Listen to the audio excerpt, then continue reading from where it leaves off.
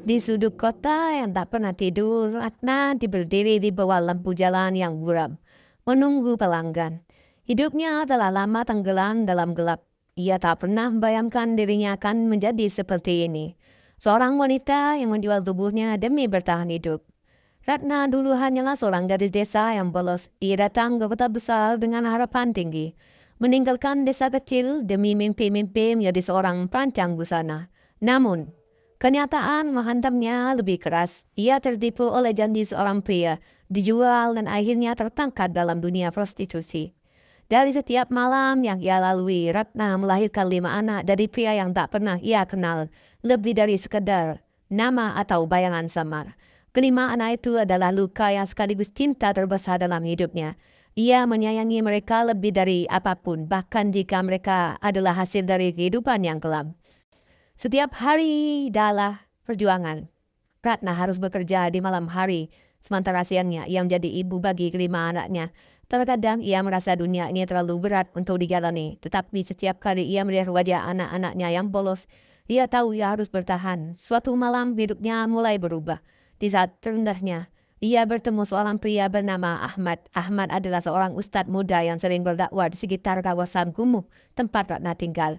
Ahmad tak datang untuk menghakimi, tapi untuk membantu. Ia memberi Ratna makanan untuk anak-anaknya dan menyapa dengan senyuman tulus. Kenapa kau membantuku? Tanya Ratna pada satu malam penuh rasa curiga. Karena setiap orang berhak beri kesempatan untuk kembali kepada Tuhan, jawab Ahmad terlembut. Kata-kata itu terus terngiang di benak Ratna untuk pertama kalinya dalam hidupnya. Seorang melihat dirinya sebagai manusia, bukan sebagai seorang pelacur. Perlahan Ahmad mulai mengajarinya tentang kehidupan yang lebih baik. Ia mengingatkan bahwa Ratna masa lalu tak harus menentukan masa depan. Dengan bantuan Ahmad, Ratna mulai berani meninggalkan dunia kelamnya. Ia bekerja sebagai pembantu rumah tangga, menerima upah kecil tetapi cukup untuk membutuhkan sehari-hari. Perjalanan itu tidak mudah. Masyarakat mencibirnya dan anak-anaknya sering diejek karena masa lalu ibunya. Namun Ratna tak pernah menyerah. Ahmad selalu ada di sisinya memberi dukungan dan penguatan. Hingga suatu hari Ahmad melamarnya. Ratna menolak dengan air mata berlena. Aku tidak pantas untukmu Ahmad. Masa laluku terlalu kotor. Namun Ahmad hanya tersenyum. Tuhan menerima taubat hambanya. Kenapa aku tidak bisa menerima masa lalumu? Yang penting adalah siapa kamu sekarang dan siapa kamu nanti. Pernikahan mereka berlangsung sederhana, tetapi penuh kebahagiaan. Ahmad menjadi ayah yang baik bagi anak-anaknya Ratna, membimbing mereka dengan kasih sayang dan nilai-nilai agama. Hidup Ratna tak lagi sempurna, tetapi penuh cahaya. Ia tak pernah menyangka Tuhan akan memberinya kesempatan kedua dari seorang pelacur yang tenggelam dalam gelap. Ratna kini menjadi seorang istri yang ibu yang dicintai. Ia menemukan kedamaian yang selama ini hilang dan akhirnya percaya bahwa setiap orang, seburuk apapun masalahnya, berhak untuk mendapatkan cinta dan pengampunan. Setahun setelah menikah dengan Ahmad, Ratna merasa hidupnya perlahan berubah menjadi lebih baik. Ahmad tak hanya menjadi suami yang lembut, tapi juga ayah yang luar biasa bagi kelima anaknya. Ia mengajarkan mereka membaca Al-Quran, mengandalkan nilai-nilai agama, dan mengubah suasana rumah yang dulu dipenuhi tangis menjadi tempat penuh tawa dan doa. Namun meski kehidupan tampak membaik, Ratna tak bisa sepenuhnya melupakan masa lalunya. Setiap malam ketika semuanya terlelap, ia sering terbangun dan dalam gelap dihantui bayangan masa lalu. Wajah-wajah pria asing itu, ejekan orang-orang yang dan rasa malu yang menyesakkan dada terus menghantuinya. Suatu malam Ratna tak lagi bisa menahan diri. Ia duduk di atas sejadahnya, tubuhnya bergetar oleh tangis yang tak berbendung. Ya Allah, lirihnya, kenapa aku masih merasa kotor? Mengapa rasa bersalah ini tak pernah pergi? Bukankah aku telah bertobat? Ahmad yang terbangun mendengar tangis itu segera menghampiri. Ia duduk di samping Ratna, menggenggam tangan yang ritang dingin. Ratna, apa yang mengganggumu? Tanya lembut. Ratna menggeleng sambil menunduk. Aku tidak pernah bisa melupakan apa yang telah aku lakukan. Aku merasa tidak pantas menjadi istrimu, Ahmad.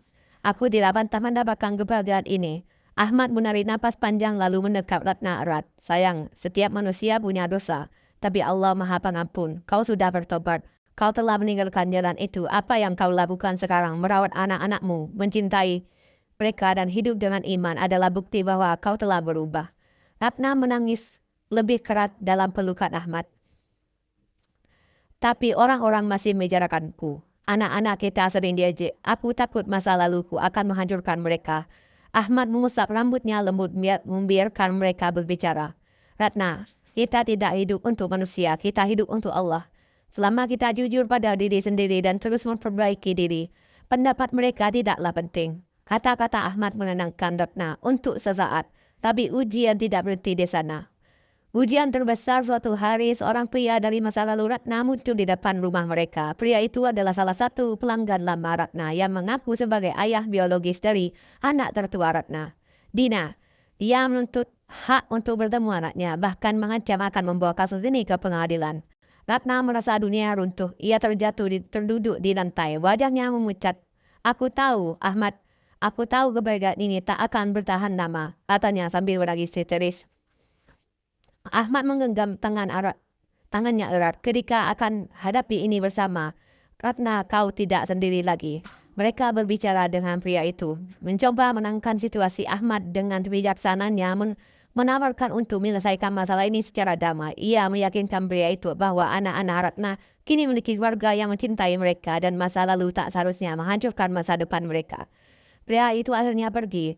Tetapi kejadian itu meninggalkan luka mendalam di hati Ratna. Malam itu ia menangis tanpa henti, merasa kembali tenggelam dalam rasa bersalah dan takut. Ahmad tak pernah lelah mendekapnya erat di bawah langit malam. Ratna, ujian ini adalah bagian dari perjalanan kita. Aku tahu masa lalumu berat, tapi aku juga tahu bahwa Allah memilihmu untuk melewati ini karena kau kuat. Jangan menyerah, kita akan melindungi anak-anak kita bersama. Tangis pengampunan berapa hari dari kemudian, Ratna menghadiri pengajian Ahmad pimpin di masjid. Dalam pengajian itu Ahmad berbicara tentang taubat. Ia menceritakan kisah seorang wanita berdosa di zaman Nabi yang diampuni karena tulisan hatinya. Ratna mendengar setiap kata-kata dengan hati yang teruluh. Setelah pengajian selesai, ia maju ke depan, berdiri di depan Ahmad dan seluruh jamaah. Dengan air mata bercucuran, ia berkata, aku adalah wanita berdosa. Aku telah melakukan hal-hal yang tak pantas, tapi aku telah bertaubat. Aku mohon doa kalian agar aku dan anak-anakku bisa menjalani hidup yang lebih baik. Tangis memenuhi masjid itu. Beberapa wanita datang meluk Ratna, sementara Ahmad berdiri di sampingnya, tersenyum penuh kebahagiaan. Di momen itu Ratna merasa beban di hadapannya perlahan diangkat. Ia menyadari bahwa dia tidak sendiri lagi. Ada Allah, ada Ahmad, ada anaknya, dan ada orang-orang yang mau menerima apa adanya. Malam itu untuk pertama kalinya Ratna tidur tanpa dihantui rasa bersalah. Ia sadar meski dosa-dosa masa lalu tak akan pernah hilang. Cinta, pengampunan dan ketulusan bisa menutupinya dengan cahaya. Ratna akhirnya belajar menerima dirinya sendiri. Masa lalunya bukan lagi hukuman tetapi perjalanan berharga yang membuatnya semakin dekat dengan Tuhan. Kini ia tahu bahwa kebahagiaan sejati bukan tentang melupakan tetapi tentang memaafkan, termasuk memaafkan diri sendiri.